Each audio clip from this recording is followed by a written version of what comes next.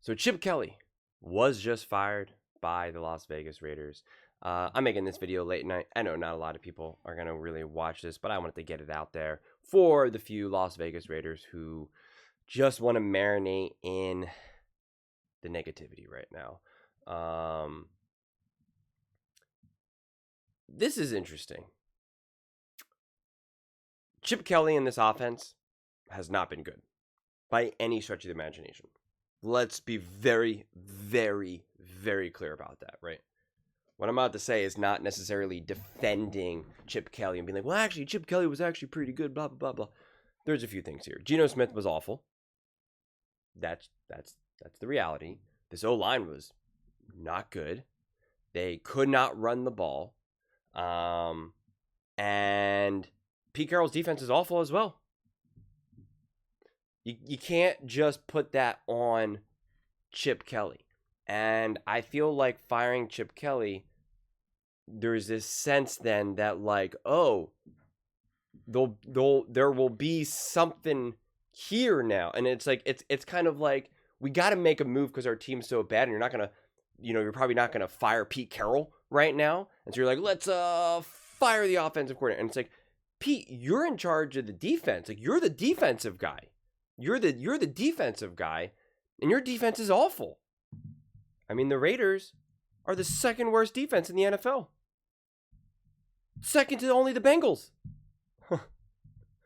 That's not a good thing. That's not a good thing.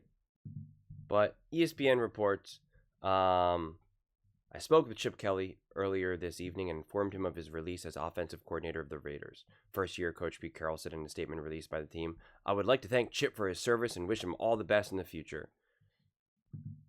Las Vegas is tied for last in the NFL in points per game, 15, is 30th in total yards per game, 268, 31st in rushing yards per game, 79.5, 30th in offensive EPA.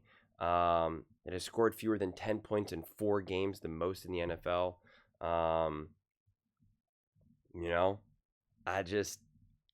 Again, it's all bad. It's all bad. But I mean, right, the Raiders fired the special teams coordinator on November 7th, right? Now they're firing Chip Kelly, and it's just like, that's going to fix it. Firing the special teams coordinator, firing, Chip Kelly. This is a mess. It's a mess. Yeah. But you're missing multiple linemen.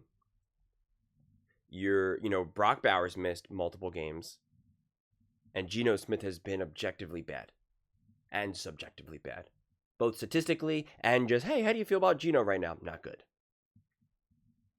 So, again, the O-line, not good. Not going to 100% put that on Chip Kelly right now.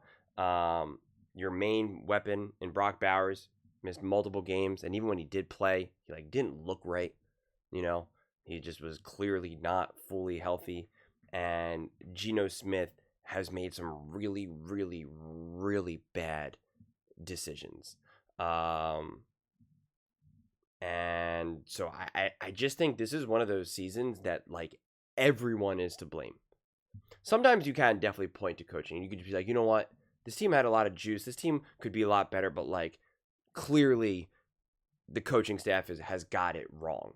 Or, the coaching staff has got it right, but, man, the O-line is just so terrible. You're just there's just nothing for them to do. They just can't find their way through it. It's just too difficult. And we've seen that lots of times. We've seen Shanahan struggle with injuries. We've seen Harbaugh struggle with injuries. We've seen McVay struggle with injuries. I mean, we see all these great coaches struggle with injuries. And it's just I don't know what the full ground to take here is, because it seems like such a mess that I'm just not convinced that you just don't completely blow this thing up. This is, to me, the perfect example of when you really do just blow this all up, and you're just we're done. We're absolutely just trading everyone, and we are getting as many first round picks as we can. We're giving up everyone. I mean, I just think everyone should be on the table. Max Crosby, Brock Bowers, because you'll just get first and first and first and first and just rebuild, man. And then just be patient. Don't burn your first round pick on a quarterback just because like you need a quarterback. Just be patient. Just be patient. Just wait for that stud, whoever it is. Just be patient. And listen, Tom Brady reportedly said, "I want you." He wanted Geno Smith, not Sam Darnold. That ended up being a huge mistake. Clearly, Sam Darnold would be a lot better with this team right now, no doubt about it. Look what he did in Minnesota, and look what J.J. McCarthy's doing in Minnesota. Look what he's doing in Seattle, and look what Geno had going in Seattle. Not bad, but not what they got going now. So, I mean, you keep Geno. Geno's still a great soldier and a great person, but like, I wouldn't be. I don't know why you wouldn't maybe just potentially fire everyone, Pete Carroll included. You get rid of everyone. You trade everyone. You have nothing but high draft picks and plenty of cash, and you just rebuild, man. You just actually go all in the pure sense of the word. You rebuild,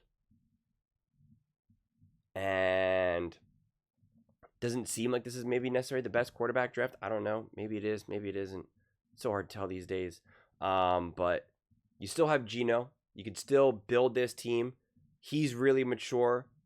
You get a new voice in there. You go out and get someone, I don't know, maybe either a big coach in college or, I don't know, man. I just, maybe you take a stab at an offensive coordinator. Like, I'm trying to think who would potentially be available. That would feel like a smart hire. I don't know if there's anyone out there right now that I could honestly think of. I wouldn't go defensively because right now it seems like there's more defensive coordinators with some momentum that you could hire. But like, you got to rebuild an offense. You got to I don't know. You got to rebuild this thing. I don't feel comfortable rebuilding with a defensive coordinator turned first time head coach. That's where I would be concerned, especially because you got to get this quarterback right. Geno Smith's clearly not the future in that regard, clearly. But I mean, it's just such a mess. You could make the argument to go in every direction right now. You could be like, well, let's keep Crosby, let's keep Bowers, let's keep Genty. We're good with those three and Geno. We're gonna get some new coaching in here. And we'll be drafting high. We're gonna have the third round pick, the third overall pick. We'll be able to do this, blah blah, and but it just feels like it's just such a mess that I just wouldn't be convinced just to be like, let's just really start 100% over. Because even someone like a Brock Bowers or a Crosby, as awesome as they are, the team that you have, you don't benefit from having them. You don't benefit from having them. The Cleveland Browns would be in a better situation if they traded Myles Garrett and got a haul for him. Their team is wasting a Myles Garrett. There's nothing for them to do with Myles Garrett right now. So get the draft capital at that point. Like, that's the argument. It's not fun to give up a player like that. I'm not saying it is. I'm not saying, in a vacuum I'd want to do that. But you just have to be realistic about where your team is right now. And what moves can you make where you're suddenly going to turn this around in a blink of the eye? And the problem is like, I don't know what Sam Darnold or Daniel Jones is available. Maybe Mac Jones? Maybe, right? Maybe you're able to get Mac Jones, but you need the right coach. You need the right O-line. And that's the thing. If you had the right coach, if this defense was great, this defense was awesome, but this offense was a mess, and we're firing Chip Kelly, we're moving on, and maybe the defensive coach is comfortable moving on from a Max Crosby because he's like, it's all right. Well, we got to move on from him. We're going to get the draft capital, and, he's going to build up the new Max Crosby of this team. He hires the right offensive coordinator. You build out this line, like that's just I don't know. That's the problem. Like where are you trusting the moves to happen right now? Tom Brady? Who? Not Pete Carroll. It's not ownership. So I just I don't know. Honestly, I don't know. It's just a significant mess right now. It is the definition of a mess. Yeah.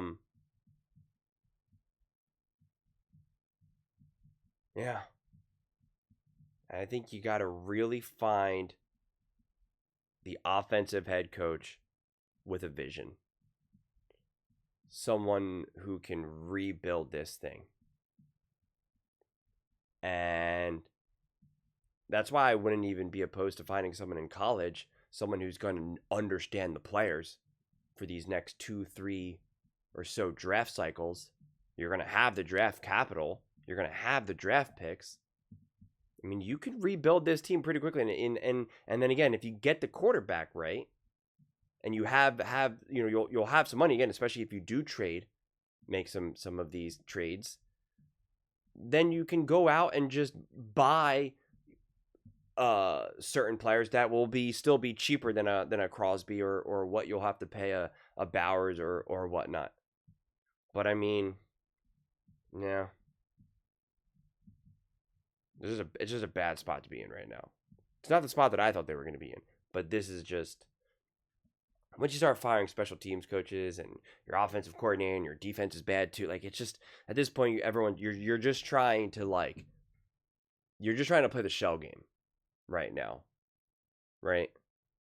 Like think about it. You fire your special teams coordinator when your quarterback has 13 interceptions. It's like, what's that going to do, right? What's that going to do? The Falcons are like, we're going to move our coordinator. He's in the booth. Now he's down on the field. It's like, what has that done? Nothing. It's done nothing.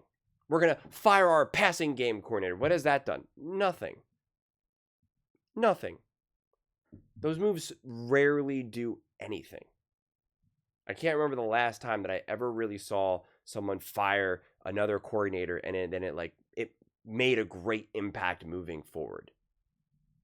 Where you're just like, okay, now this offense has some rhythm. Okay, now this defense is ready to go. It essentially never happens. You essentially either got it right to start the season or you don't. And then the rest is just like, this is what it is. Like, I'm talking Eagles fans right now. And they're saying, like, oh, they got to fire Kevin Patullo. And I'm thinking to myself, and who are you hiring? Like, who are you promoting now or hiring? If there was someone, like, legit that you could, like, bring in. But even then, it's really hard. Like, even in a great scenario where, like, a Mike McDaniel or something got fired. And you're like, okay, well, the Eagles are going to go hire him. It's like, it's not like he can just, like, come in there now and just be like, all right, guys, I'm going to be able to, like, lead you to victory. I mean, like, you're already deep into the season. Like, it's just not that solvable. It's just not that easy to do mid-season. It's really not. It's really not, unless you truly already have the brain power in the building. You're able to fire them, promote within, and then they're able to kind of hit the ground running. But even that often ends up being fool's gold. That often ends up being like, caught a little bit of lightning in a bottle, nothing crazy. Which is something that the Raiders have experienced already. I mean, everybody thought that this team was going to get going with AP and Aiden O'Connell. And it's like, probably not. So, yeah. I'm fascinated to see what they do. I feel bummed for the Raiders fan base because they're such an intensely passionate fan base. And they want this so badly. And I respect that. I respect how much they care, how alive they all are. I mean, like it jumped to the screen for me anytime I'm reading their comments and anytime I ever make Raiders videos. And so it's like, it's a bummer that they just can't seem to get any type of momentum going. But when you're losing to the Cleveland Browns, going up against Shedeur Sanders in his first ever start, it's like, that's bad, man. And that's nothing against Shedeur Sanders, but you're going up against a rookie quarterback in his first ever start and you lose, like, convincingly. That's bad. Like, that becomes inexcusable. It really does. That becomes inexcusable. Look how easily Shane Steichen was able to integrate Daniel Jones, where he's competing into overtime against the Kansas City Chiefs. Compare that to what the Raiders did against the Kansas City Chiefs. Nothing.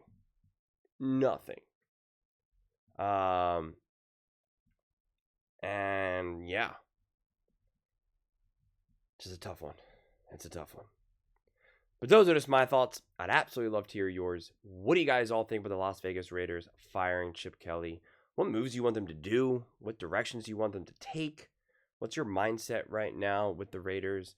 Let me know your thoughts in the comments below. I read every single comment, so whether you agree with me or disagree with me, either way, let's get in some discussions, let's get in some fights, but ultimately, let's just have some fun. And please do consider subscribing. We're building an amazing community here, and I absolutely love to see you part of it. I want to build something that we all generally feel connected to. Something that we're really excited to be part of. I think we're well on our way to doing this. And please don't forget to give this video a thumbs up, as it really does help the visibility and the algorithm. Thank you so much. See you next time.